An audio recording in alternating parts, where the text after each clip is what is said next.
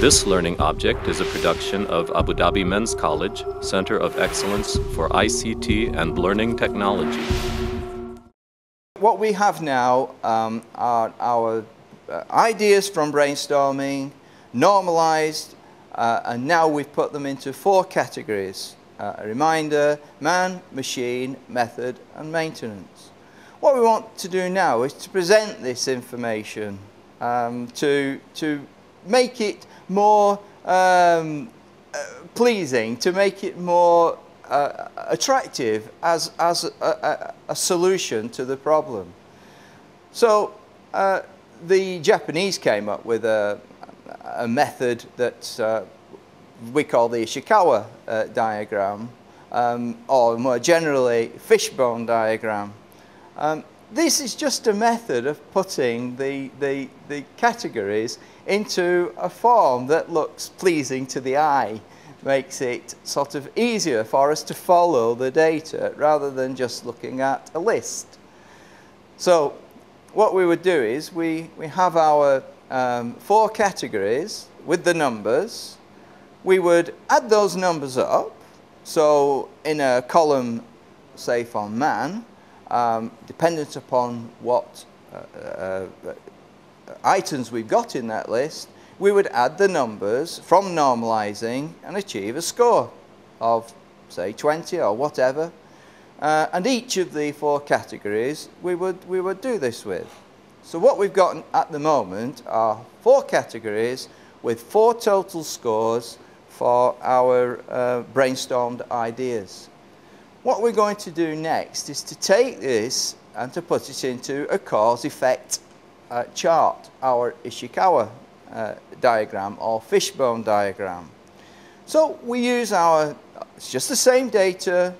We have a solution to the problem, which is the effect, and we've got the causes, which are 4 categories: man, machine, method, and maintenance.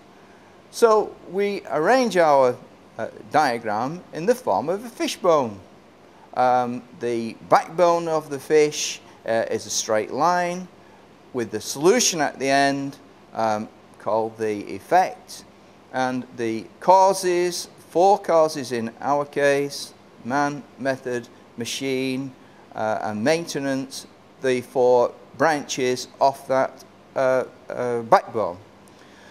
We add to each of those branches the items from our list, showing the contribution that each item takes towards the category.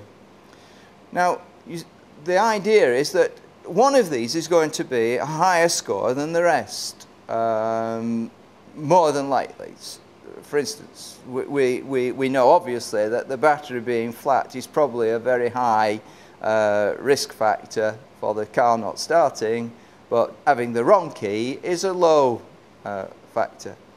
So we're going to end up with 4 different scores. So if, for example, the highest score was attributed to maintenance, in our case, say, poor maintenance, and this had, say, a score of 23, then we would see off this fishbone diagram that the method with its score of 24 would be nearest to the cause. And then we would work away from that with our method, machine, man.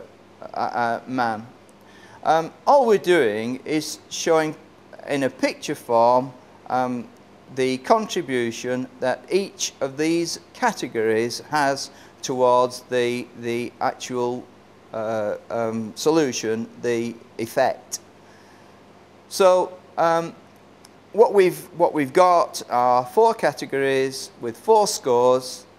The one with the highest score is the one we would suggest as to being the category we should look at first if we want to find out why our car won't start.